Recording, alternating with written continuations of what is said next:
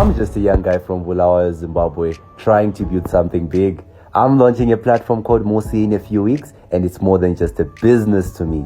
Musi is about giving back. It's about love. It's about helping each other. Whether you're sending airtime to your family, paying school fees, or making sure that someone eats tonight, this platform was built from the struggle, from the late nights, and from a dream that started right here in Zimbabwe, Bulawayo Country Park, guys. To everyone who liked and commented on my last video, thank you so much. The t-shirt winners and the hoodie winners are officially these people that are appearing on your screen right now. I'll DM you and make sure that you get your prizes. And to everyone else, more giveaways, more surprises are coming as we count down to our launch. I need you with me, guys. Let's show the world what Zimbabweans can build when we come together. If you believe in the story, like and comment. Be part of something real. Be part of Musi. Hello everybody and welcome to another exciting episode of The Screenshot. Happy New Year. This is our first episode of 2026, and what better way to start 2026 with a young founder, director, whatever titles he's holding. He will tell us more about what he actually is, but we've got a very impressive young man who's decided and he wants to take charge of his life, and he's gone into the tech industry. So I'm not really familiar about the tech industry, and I know most of us are not, and today is a chance for us to actually learn. And did I mention Uti is 19 years old, so it's pretty impressive, right? So joining me today is Mark Kumwenda. Mark is 19 years old, he's from Country Park, and he founded a tech startup and is going to tell us more about what it is, what he does, and all that good stuff. So Mark, welcome to The Screenshot. Thank you so much for having me. Yeah, so can you tell our audience ukuthi wena ungubani, uyenza ngokwani, you know? Uchaza ngani, uyajola. Hi everyone, my name is Mark Tawana. I'm from Country Park, Bulawayo, and I'm a tech startup founder of Musi. And basically, that's who I am. I run a company here, and yeah, I think that's a basic overview of who I am. All right, Mark. Like I said, it's pretty impressive, and especially, you know, maybe it's only me who's just hyped up, but I know most of us are pretty, maybe we're not coming from where we come from, you know, we come from Southern Africa, you know, things are not really the best, and so it's impressive to see a young person get into the tech industry, and because sometimes most young people, you know, when you're thinking, what should I start, it's always maybe it's the usual things that we know, and so tell us why you got into the industry, tech industry. So basically it comes down to ukuthi ngivela ngaphi, you know. I come from Country Park Day, and to be honest, umuntu wonke who stays in Country Park can testify to this, you know. You are brought up in the sense that, you know, problems are right in front of your face, and it's not something ukuthi ungazama ukuvala ukukhohlwa ngakho, you know. It's something that you're born to see, right, at a very young age. You learn ukuthi, you know, nothing is ever handed down to you. You just have to make it no matter what, because of the conditions that you grew up seeing in that particular place. So mina, as I am ninja, so I got this solution provider. Like, I see problems and I see a solution. So that growing up in that area really made me see to be a problem solver. Mbona ama opportunities where problems are. Like, if I say I stay in Country Park right now, the first thing you thought about it would be Paula Markets or something like that. Night distance, the distance. No, Paula Markets, but yeah, that's the whole perspective about my life for a Country Park. And to be honest, yes, some problems are they are there, but it builds you up to be someone who is a problem solving person, right? Yeah. So I thought to myself, I saw the problems and I identified the problems, but I didn't know how to actually solve them.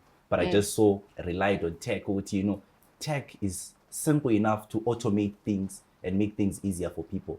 And that is what brought me into tech, trying to solve the problem in my community and in Bulawayo at large, not really limited to Country Park. So I like that you're a product of your environment. Exactly. Okay. So now, before we get into what Musi is, and I want us to talk about technology, young people, innovation, interest in. I mean, innovation is driving the world right now. You know, Yes, true, our boss likes to say innovate or die. Yeah.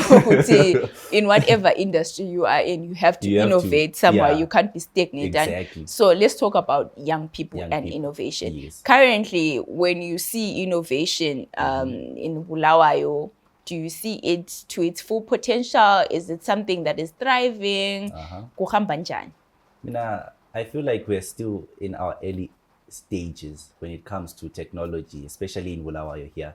I feel like we have brilliant minds. We have serious brilliant minds, but then that talent is not harnessed in that way. I believe that we don't have the infrastructure or the things in place for the young people to showcase what they have in terms of technology. So we realize, you know, Wi-Fi, right? Internet access. There are some places Wi-Fi uyizuzela nxa usubhadale maybe R5 for a hotspot, you know, trying to. But I feel like that lack of connectivity kwabanye abantu, you know, it's the thing ukuthi maybe when nxa ule Wi-Fi doesn't mean ukuthi abanye balayo, you know, but they have that drive for technology and building solutions for Bulawayo. I know a lot of people that are really interested in tech, but lack of resources. You know, you want to do something that can contribute to Bulawayo, development of Bulawayo, but you find out ukuthi umuntu lo kala laptop, you know, they can't even bring solutions to the table. But I feel like if the infrastructure is there in terms of tech hubs, if we have maybe in Bulawayo, you know, where young people just gather, we talk ideas, they tech, you know, we have computers there, they start working on projects. I think if that is in place for young people in Bulawayo, we can actually develop it into something enzima, you know. But I think we're just in our early stages, and it's limited to those who have internet access and the resources to contribute to building that. So data dura, you know, sometimes you, I like the fact the brilliant minds are there, but sometimes you're just also limited by what we don't have. And we're also exposed a lot to them, even if you don't have that much access to the internet, and but you do view things and you do have ideas and from time to time, but you can't implement them. So we are being held back, unfortunately. And so, but we have people like you, Mark, and we're going to make it big and then give back to the community. Like, you know, because I was seeing your TikToks, you always talk about how you come from Culture Park. Exactly. So this is me now saying, when you're now billionaire, Mark, if Culture Park remains that way, Culture Park, I'll pull out this interview. I can assure Culture Park that I'm going to make a difference. It's part of my plans, really, you know, trying to empower the young people there. I know a lot of brilliant minds, serious ideas from Culture Park, but I feel like if I can build the first tech hub, a Culture Park like Piana, I think it can fuel people more, which, you know, we start seeing change, you know, start seeing development here and there in terms of digital transformation. That's what I advocate for. How many tech hubs do you know that exist in Bulawayo? I think I only know one that I've only ever heard about, like I see online. But yeah, when it comes to tech hubs, Bulawayo, some of them you have to pay. You don't necessarily have, or they are limited to students. Right? We have the one SNAST, you know, for NAST students, right? The tech hubs, many people would think, maybe, you know what? I'm not sure if it's limited to NAST students, but I feel like if we have something that is open for everyone, you know, we get there, we share ideas, you know, people have different skill sets, right? There's a person who was programming, you know, and a person with an idea. If we combine this, we can actually build something, you know, we can be proud of at the end of the day. So, I hear you. I hear you. So now let's talk about Musi, your baby, your child, your everything. My everything.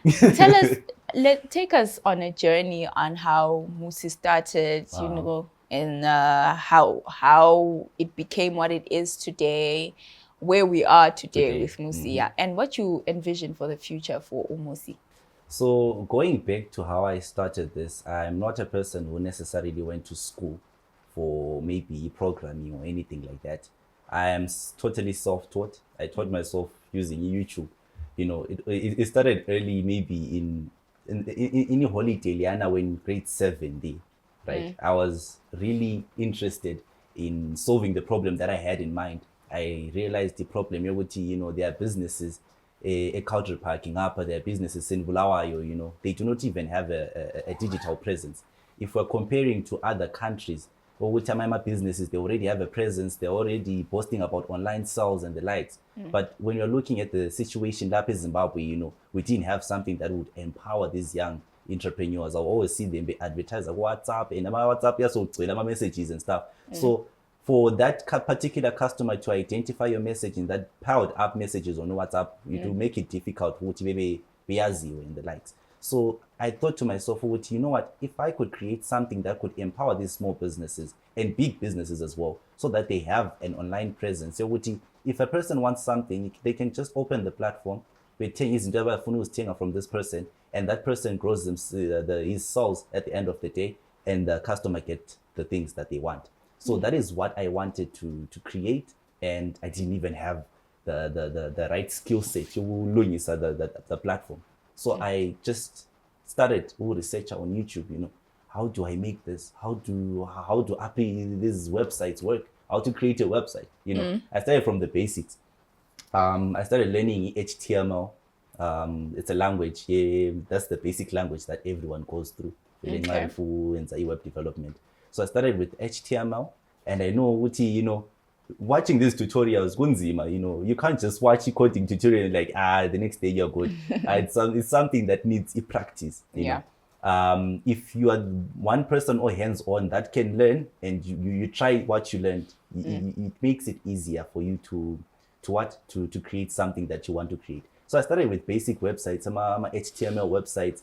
If I design, I started learning CSS. It's another styling language there to beautify your website. Okay. So I started learning HTML and CSS. Then from there I started to see, you know what, I'm now actually good at this, but I wasn't, I didn't even go to school for this or anything like that. It's just basic projects that I was seeing on YouTube. Nzama Lamuwa recreator on my side. And, fast forward, I went into PHP.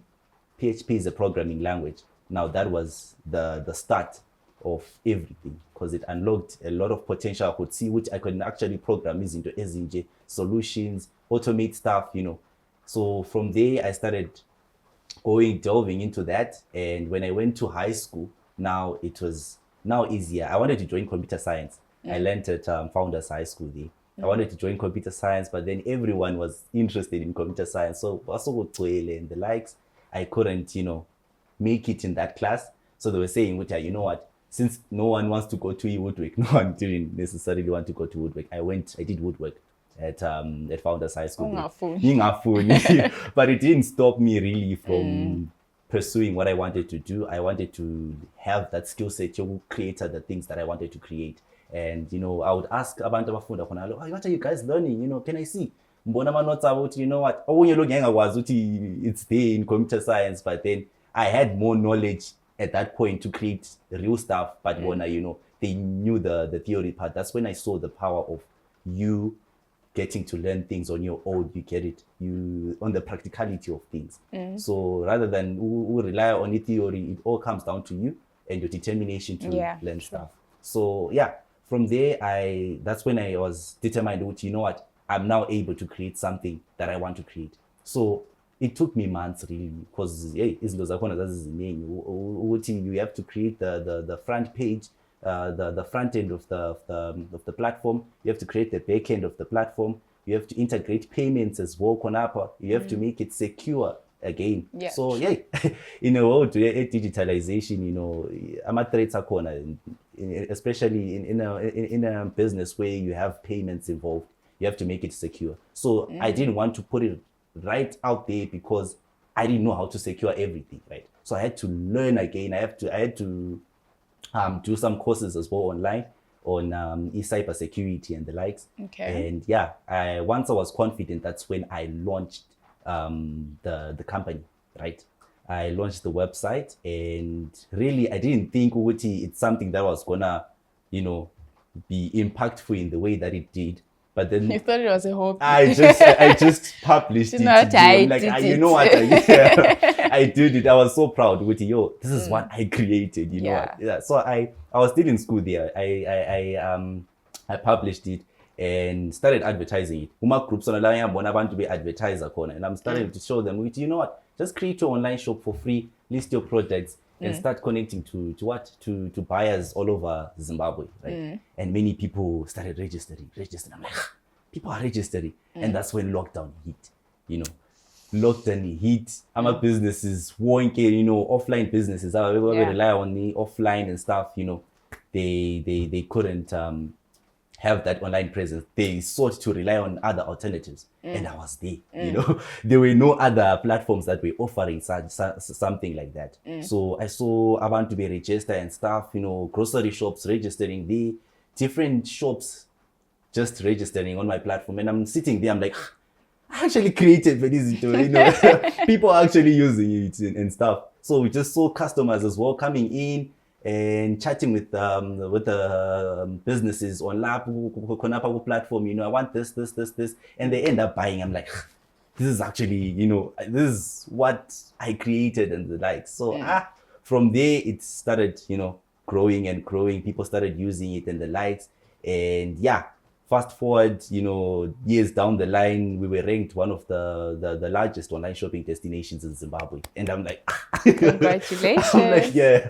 I'm like, I'm just a kid from Culture Park, really. What you send into some angel. So, that is touching people's lives. Yeah. Because in the lockdown period, many people are indoors and the like. So, hey, Abantu in the diaspora wanted to support their loved ones. So I was that channel of love for them, seeing a smile, I want to be deliver and stuff, your Online Musika and stuff. I'm like, this is what we created, and something that I never forget, to be honest. The journey is just something else. So beautiful. No, that is truly inspirational. Yeah. So you do digital tokens, right? Because because you could have done a Western Union type of local. So what made you decide to digital tokens? What does it really mean? If umama mengithumezela ethele ngempuphu kumele ngithenge impuphu nothing ngihambe wechicken. So what happened now is I saw the gap again. You know what? People are actually using my platform, right? They're buying stuff and the likes. But I saw there are certain scenarios whereby the platform I had didn't necessarily have maybe izinto ozifunayo, you get I have it together, but I will sawuto, right? But you're trying to support your loved ones in Zimbabwe, right? But then when you send that money, let's say you're sending like $50, uthi lenye grocery, but ingafika ngapha eZimbabwe, that $50 uthi setshenziswe as grocery, only $40 goes to grocery. It's diverted to something else. And I would see a culture a lot of youths, are engaging in substance abuse. And I was trying to figure out imali ivela ngaphi abayisebenzisayo. You get to know the mother is in the UK, the mother is in South Africa, they're sending money, lenye school fees, but then they tend to divert that money and start using it for substances. Start hosting these funny things that they will be hosting. So I'm trying to solve that problem as well. It's limited drug abuse to the youth, trying to hold that money for what it's supposed to be, right? So if it's money for groceries, right, they send in what I call a Musi voucher, right? That Musi voucher is redeemable for groceries only. Akwanisi ukuthi mfuyi redeemer for imali or anything like that. If it's $50 for groceries, or your relative would go at any Simart store, they collect izinto abazifunayo, bebhadale ngani nge-voucher nani-Musi voucher, making it simple and secure for both the receiver, le send yakhona uba lo uyithemba ukuthi imali le ayisoke misuse. So we get, for instance, ukuthi abantu as well, they're sending imali what do you call this? Imali school fees. You know, they end up not paying school fees. Abanye, there was this story that I was reading a few days ago. The student was receiving imali fees, but he never paid the fees. He was using it for something else. So you get, for instance, the parent is disappointed at the end. Awula security on money which is being sent. So I'm trying to solve that problem. The security imali izasebenza into efanele isebenzise isebenzise khona, yabo. So that is what we're trying to solve, and that is what we're trying to solve for the youth as well, to empower small businesses as well, because we're seeing that there's almost $2 billion that is being sent into Zimbabwe each and every year. But that money, I feel it's misused. About 40% of them of the money that is being sent into Zimbabwe is being misused. So lapha yikho sizama ukulungisisa ukuthi, you know what, we have created a platform to provide that security to the sender. Ukuthi you know ukuthi imali izasebenza lapha efanele isebenze khona, not ukuthi misuse along the way and we end up being disappointed at the end of the day. So yeah, I structured it in that sense. You know, I'm trying to solve two problems with one platform. And yeah, from the feedback that we've been getting, many people like it and many people are loving how the whole system works. So yeah. Clearly they're loving it. You're an award winner now for your business ideas and all that. And as uqinisile yazi uyabona istory, especially nxa sokuzaba ngoDecember ama-diaspora esithi ngangithe ukubuilda mbe-two story uthole kungumkhukhu nje uzijekele eceleni and you're like, where did all my money go? Exactly. So fortunately it makes abantu but yaqinisa uzondwa ngabantu ukuthi kathi utshona usisithumezela ama-voucher thina Melinda uthumeza $50 so you misuse naliyadesikuba ngayo ukuthi, you know what, abantu tend to imali eceleni ukuthi, you know what, I can take $10 from this and buy $40 groceries. And from month engakapheli sesend message futhi ngathi hayi groceries iphelile kodwa nesend imali. So what's your organizational structure like? My organizational structure, so it's the management first, whereby the directors of the company. So we have, as part of the director, we have an accountant there. I have my sister who happens to be a director there because I love how she lays out leadership. She had leadership skills. They're very good, and there's marketing strategies and stuff. So she's part of the board as well. I'm part of the board as well. I'm the founder there, and there's this investor that we had, someone I approached when I started this company. You know what, I'm creating something like this. When I wanted to register the company, I didn't have any money. You know, as I said, I was starting from the ground up. So I wanted to make it as formal as it is. So I approached this guy. I'm like, you know what, I want you to register my company.